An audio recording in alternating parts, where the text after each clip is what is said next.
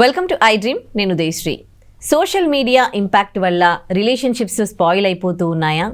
ఇప్పుడున్న పరిస్థితుల్లో మరి సోషల్ మీడియాని మనం కంప్లీట్గా అయితే అవాయిడ్ చేయలేము. మరి అలాంటప్పుడు రిలేషన్షిప్స్ని ఏ విధంగా కాపాడుకోవాలి మనకు చెప్పడానికి మనతో ఉన్నారు motivational speaker and language trainer Vijaya Bangaru గారు. నమస్తే. నమస్తే ఉదయశ్రీ. ఏదైనా కానీ అంటే హద్దులు మీరొద్దు అని అంటారు. ఇప్పుడు సోషల్ మీడియా వల్ల అంటే చాలామంది ఇప్పుడు ఇన్స్టా తీసుకోండి, జాబ్స్ వస్తూ ఉన్నాయి, క్రియేటివిటీ థాట్స్ చూపిస్తూ ఉన్నారు, డబ్బులు ఎర్న్ చేస్తూ ఉన్నారు. అదేవిధంగా చాలామంది రిలేషన్షిప్ స్పాయిల్ కూడా చేసుకుంటూ ఉన్నారు. అందులో ఫ్రెండ్షిప్ చేసి ఆ ఫ్రెండ్స్ వల్ల లేకపోతే మంచి ఇద్దరు పెళ్ళైన వాళ్ళు కూడా వేరే వాళ్ళకు అట్రాక్ట్ అయ్యి ఇక్కడ రిలేషన్షిప్ స్పాయిల్ అయిపోవడము, లేకపోతే నమ్మి వెళ్ళిపోవడము, ఎవరినైనా ముక్కు మోహం తెలియని వాడితో ఆ డీపీ చూసి రోజు మాట్లాడి. సో ఇలా ఒక విధంగా మంచి జరుగుతుంది, ఒక విధంగా చెడు జరుగుతోంది. ఈ సోషల్ మీడియాని కంప్లీట్గా అవాయిడ్ చేయడం అనేది ఇంకా అది ఇప్పట్లయితే కాని పరిస్థితి. మరి ఎలా ఈ రిలేషన్షిప్స్ని కాపాడుకునేది? సోషల్ మీడియాను నిజంగా ఒక మంచి మార్గంలో మనము యూజ్ చేసుకుంటే అసలు అది మనకు ఒక వరమేనే అనుకోవాలండి ఇప్పుడు ఈ తరానికి కదా. ఎన్ని విధాలుగా మనం బాగుపడాలో చాలా మంచి ఇది ఒక ప్లాట్ఫామ్ మనకి సోషల్ మీడియా అనేది. కానీ జనాలు ఏమైపోతున్నారంటే మంచిగా వాడుకోకుండా దానివల్ల సర్వనాశనం ఎలా అయిపోవాలి, ఎలా అన్పాపులర్ అయిపోవాలి, మన జీవితాలను ఎలా నాశనం చేసుకోవాలి అనేది మాత్రమే చూస్తున్నారు. క్షణికావేశం, క్షణికానందం కదా. ఇప్పుడు బాగుంది, బాగా ఇప్పుడు ఇదేదో జరిగింది, ఇది చేస్తే కూడా నాకు బాగుంటుందేమో అనుకొని అలా అట్రాక్ట్ అయిపోయి మరి ముఖ్యంగా స్నేహాలు, సోషల్ మీడియాలో స్నేహాలు, ఆన్లైన్లో స్నేహాలు ఇలా చేసుకొని వాళ్ళ జీవితాలను వాళ్ళే సర్వనాశనం చేసుకుంటున్నారు. ఒక వైఫ్ అండ్ హస్బెండ్ ఉంటారు ఉదయశ్రీ. ఏదో చిన్న ఫ్యామిలీ అన్న తర్వాత గొడవలు జరుగుతాయి, జరగవని ఏం లేదు. చిన్నదానికే నీకు నచ్చంది నేను చేసినా, నాకు నచ్చంది నువ్వు చేసినా గొడవ వచ్చి నీ మొహం నాకు చూపించక, అసలు నీతో నాకు చాలా విసుగొస్తుంది, అసలు నువ్వు నాతో మాట్లాడుకుని నువ్వు వెళ్ళిపోని హస్బెండ్ అంటాడు. ఆయన చీత్కరించుకుంటాడు, వెళ్ళిపోతాడు. వెళ్ళిపోయిన తర్వాత ఈమె ఏం చేస్తుందంటే ఒకలాంటి డిప్రెషన్లో ఉండిపోద్ది. అదేంటి నన్ను ఇలా అన్నాడు కదా, అసలు నాకు చాలా బాధేస్తుంది, ఇప్పుడు నేను ఏం చెయ్యాలి అనేసి వెంటనే ఒక పోస్ట్ చేస్తుంది. So today I'm not in mood, so my mood is spoiled, so I don't have anybody, ఇలా చెప్తుంది అనమాట. అనగానే ఎవడో ఒక తల మాసినోడు ఉంటాడు ఆ లైన్లోనే. వాట్ హ్యాపెండ్ అని అడుగుతాడు. వాడెవరో వీడికి ఈమెకి తెలియదు, అయినా కూడా ఈమె చెప్తుంది అనమాట. నేను సో అనగానే ఈమె కూడా చెప్తుంది, ఇట్లా మా హస్బెండ్తో. అదేంటి అంత అయినంత మాత్రం నువ్వు ఇంత డిప్రెషన్ అయిపోతావాడు ఎందుకు, సో నాతో మాట్లాడు అని అంటాడు ఆయన. అనగానే ఈవిడే మాట్లాడి చాలా ఆనందపడిపోద్ది. నువ్వు ఇంత టాలెంటెడ్, ఇంత బాగా ఇది ఉన్నావు, సరే నీ ఫోటో ఒకసారి పంపించమనగానే ఈమె ఫోటో పంపించేస్తే ఆడు కూడా వాడి ఫోటో పంపిస్తాడు, ఎవరి ఫోటోలో పంపిస్తాడు వాళ్ళకి తెలియదు. సో ఈ రకంగా వాళ్ళిద్దరి మధ్య ఫ్రెండ్షిప్ అనేది స్టార్ట్ అవుతుంది. సో ఆ ఫ్రెండ్షిప్ ఎంతవరకు దారితీస్తుంది అంటే హస్బెండ్తో కూడా షేర్ చేసుకోలేనటువంటివన్నీ ఈమె ఈ ఆన్లైన్లో ఉండే ఫ్రెండ్తో షేర్ చేసుకుంటుంది కదా. సో అతను ఏం చేస్తాడంటే అదే క్యాష్ చేసుకుంటాడు. సో ఈమె ఇప్పుడు ఏంటంటే అతను ఏదో అన్నాడు, హస్బెండ్ అన్నాడు, అయిపోయాడు, మర్చిపోయాడు. సో ఈమె ఏం చేస్తుందంటే అదే కొనసాగిస్తుంది అనమాట. సో అతను ఏదో మళ్ళీ రేపు చెప్తాడు, ఏదోలే నేను వర్క్ ప్రెషర్లో అన్నాను వదిలేసాయి అంటే. ఇప్పుడు ఇక్కడ కంటే ఆమెకు ఆనందం ఎక్కడుంది, ఈ చాటింగ్లో దొరుకుతుంది కదా. సో మీరు ఎప్పుడు అంతే అది కాంప్రమైజ్ అయ్యి సర్దుకుందాము అనే థాట్లో ఇవి ఉండదు. ఎందుకంటే షీఈ్ వెరీ హ్యాపీ ఎవరితో, ఆ ఆన్లైన్లో ఉండే వ్యక్తితో. కాబట్టి అదే సేమ్ కంటిన్యూ చేస్తుంది ఎవరితో, ఈ హస్బెండ్తో. సో ఎంతసేపు వచ్చి ఈమె మనసు ఇట్లా పరుగులు తీస్తుంటుంది, ఎప్పుడు ఆఫీస్కి వెళ్ళిపోతాడు, నేను ఎప్పుడు ఆన్లైన్ ఫ్రెండ్తో మాట్లాడాలి, ఎందుకంటే అతను నువ్వు చాలా అది ఇది అని పొగుడుతున్నాడు కదా, నీకు ఎంత టాలెంటెడ్, నీవు అసలు అతనికి అర్హత లేదు నువ్వు ఉండడానికి, ఇవన్నీ మాట్లాడాడు. సో వీటి వైపు ఆమె అట్రాక్ట్ అయిపోయి అతనికి ఎలా అయిపోయిందంటే ఒక క్షణం మాట్లాడకపోతే కూడా ఈమె ఉండలేని పరిస్థితికి వస్తుంది. సో ప్రతి ఒక్కటి ఈమె షేర్ చేసుకుంటుంది అతనితోటే, ఇంట్లో వాళ్ళతో కూడా షేర్ చేసుకోవడం. దానివల్ల పిల్లలను నెగ్లెక్ట్ చేయడము, హస్బెండ్ నెగ్లెక్ట్ చేయడము, ఫ్యామిలీని పట్టించుకోకపోవడము, వీటన్నిటికి కారణం ఏంటంటే ఆన్లైన్ ఫ్రెండ్. సరే ఆన్లైన్ ఫ్రెండ్ ఏం చేస్తాడు, అంతా అయిపోయిన తర్వాత ఎంత క్లోజ్ అయిపోతాడంటే అంటే ఈమె చాలా సిన్సియర్గా క్లోజ్గా ఉంటుందండి అబ్బాయితో. సో అటువైపు వ్యక్తి ఎంత క్లోజ్గా ఉన్నాడు, వాడు నిజంగా అబద్ధాలు చెప్తున్నాడా నిజాలు చెప్తున్నాడా, అసలు వాడు షేర్ చేసుకుంటే ఫోటో వాడిదా కూడా తెలియదు. అది ఎంతవరకు దారి తీస్తుంది అంటే, నీకు ఏమైనా కూడా నేనున్నా, నేనేం నీకు అన్నిటికీ నేనే సపోర్ట్ చేస్తా అని చేసినప్పుడు ఏమవుతుందంటే ఈమె చాలా స్ట్రాంగ్ అయిపోతుంది. ఈ మొగుడు ఉంటే ఏంటి లేకపోతే ఏంటి, నాకు ఆన్లైన్లో మంచి ఫ్రెండ్ దొరికాడు, నా కోసం ప్రాణం ఇచ్చేవాడు దొరికాడు అనేసి చాలా ఆనందపడిపోతుంది.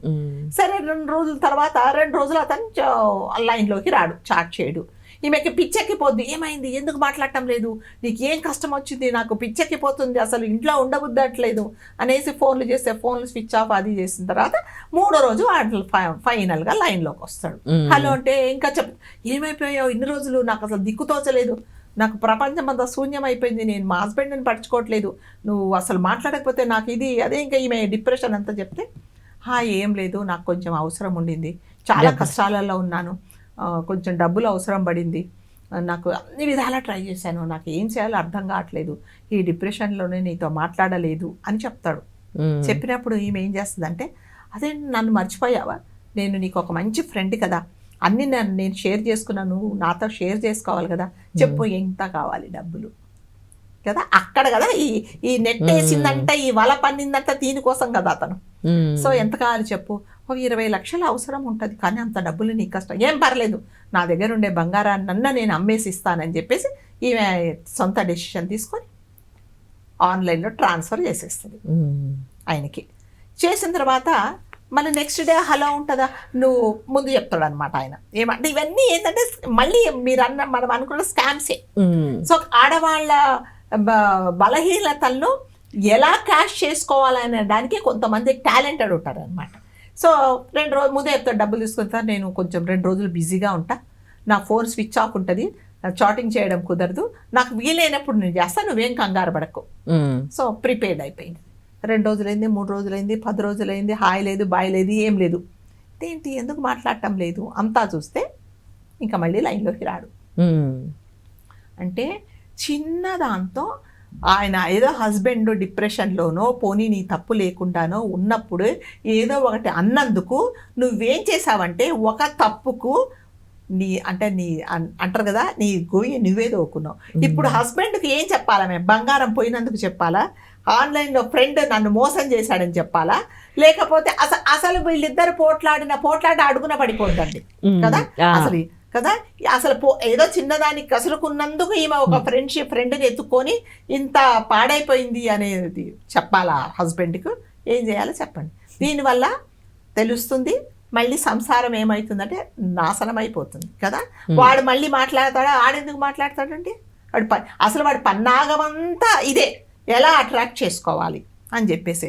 దాని తర్వాత ఏం చేస్తాడు, ఇంకా కొంతమంది ఉదయశ్రీ ఇంకా అడ్వాన్స్ అయిపోయి వాళ్ళతో పర్సనల్గా కలిసేసి చేయరాని దరిద్రాలన్నీ చేసేసి వాడు సోషల్ మీడియాలో పెడతాడు.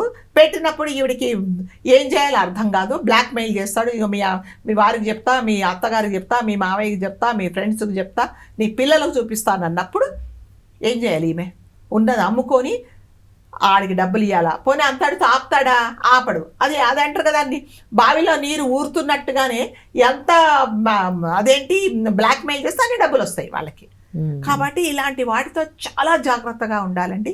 ఈ ఆన్లైన్లో స్నేహాలు అనేది అస్సలు నేనైతే అసలు సజెస్ట్ చేయను. హాయ్ అంటే హాయ్ అంతే, ఎవరో మనకు తెలియదండి, వాడు ఫ్రెండ్ రిక్వెస్ట్ పంపించగానే మనం యాక్సెప్ట్ చేసేస్తాం కదా. వాళ్ళు అంటే నిజమైన వాళ్ళ కాదా అనేది మనకి ఎలా తెలుస్తుంది చెప్పండి. ఇవన్నిటికి ఏంటంటే కొంతమంది కొన్ని గ్రూప్స్ ఉంటాయి అనమాట, ఎలా అట్రాక్ట్ చేయాలి, వీళ్ళ దగ్గర నుంచి డబ్బులు ఎలా లాక్కోవాలి. సో ఇప్పుడు ఇటు పక్క వైపు అంటే మన చాటింగ్లోనే తెలిసిపోతుంది, hi hello how are you అంతే పర్లేదు, no I'm not in good mood అనగానే అక్కడ ఆయన ఓదార్చడానికి చేతులు చాపేస్తాడు ఎక్కడ స్క్రీన్లో నుంచే, నేనున్నానని కదా అనగానే ఇలాంటివే జరుగుతుంది. ఇప్పుడు నేను చెప్పిన మీకు ఎగ్జాంపుల్ ఏంటంటే తన జీవితాన్ని తనే కదా నాశనం చేస్తాను. ఇటు హస్బెండ్కి చెప్పలేదు కదా, ప్లస్ ఎవరికైనా చెప్తే పరువు పోతుంది. లాస్ట్కి ఏమైందంటే అతను నువ్వు ఇలాంటి దానివల్ల నేనేదో ఒక మాట అంటే నువ్వు వాడే ఉన్నా నమ్మేసి అన్ని డబ్బులు ఇచ్చేసావని ఏం చేస్తారంటే నాకు చీచి అనుకుంటారు. ఇప్పుడు జీవితం ఎవరిది నాశనం అయిపోయిందండి, ఈమెదే. కాబట్టి ఆన్లైన్లో స్నేహాలు చేసేటప్పుడు చాలా జాగ్రత్త, ఇది అవసరమా, అవసరం లేదా, అటువైపు వ్యక్తి ఎవరు, ఇతను నిజంగా ఆ మనిషేనా లేకపోతే ఇంకొకలాగా మాట్లాడుతున్నాడా అనేది కంపల్సరీగా ప్రతి ఒక్కరు, మరి ముఖ్యంగా ఆడవాళ్లే జాగ్రత్తగా ఉండాలండి. మగవాళ్ళు ఏం చేస్తారు కదా, ఇలా వాళ్ళ పన్నేసి ఎన్ని చేపలు దొరుకుతాయో అన్ని చేపలు తీసుకొని వెళ్ళిపోతారు. మగవాళ్ళకి ఆడవాళ్ళు కూడా వల వేస్తూ ఉన్నారు కదా, వేస్తూ ఉన్నారు. అదే చెప్తున్నా, ఎవరైనా సరేనండి. అంటే ఆడవాళ్ళ గురించి ఎందుకు చెప్తున్నాను అంటే సంసారాలు నాశనం అయిపోతున్నాయి కదా వాళ్ళతో వెళ్ళినప్పుడు. అదే ఇప్పుడు అంటే మీరు అన్నట్టుగా మళ్ళీ ఆడవాళ్ళు కూడా సోషల్ మీడియాలో చేస్తానే అంటే మళ్ళీ ఆ రోజులు కూడా వస్తాయేమో తెలియదు కదా. కాబట్టి ఎవరైనా సరే ఎవరితోనైనా మనము ఒక స్నేహాన్ని ఎన్నుకునేటప్పుడు ఎవరితోనైనా మనది ఏదన్నా షేర్ చేసుకోవాలనుకున్నప్పుడు అసలు అతను దానికి తగిన వ్యక్తా కాదా అనేది కంపల్సరీగా తెలుసుకోవాలండి. లేకపోతే మాత్రం ఇలాంటివే జరుగుతుంటాయి. కాబట్టి ఎవరితోనైనా స్నేహం చేసే ముందు కంపల్సరీగా ఇవన్నీ మీరు జాగ్రత్తగా చూసుకోండి. ఎవరితో మన ఫీలింగ్స్ షేర్ చేసుకోవాలి, ఎవరితో మన కష్ట సుఖాలు పంచుకోవాలి. అసలు ఎవరో మూడో వ్యక్తి మనకు అసలు ముక్కు తెలియదు, మొహం తెలియదు, ఏం తెలీదు, మీకు ఆన్లైన్లో హలో అనగానే మీరు ఎలా షేర్ చేసుకుంటారండి ప్రతి ఒక్కటి? అది చాలా తప్పు కదా. కాబట్టి ఎవరైనా ఆడవాళ్ళు కానీ మగవాళ్ళు కానీ ఎవరైనా సరే ఇలాంటి విషయాలలో చాలా జాగ్రత్తగా ఉంటేనే మంచిది. లేకపోతే మళ్ళీ చెప్పినట్టుగా మన గొయ్యి మనమే దవ్వుకున్నట్టు. Thank you.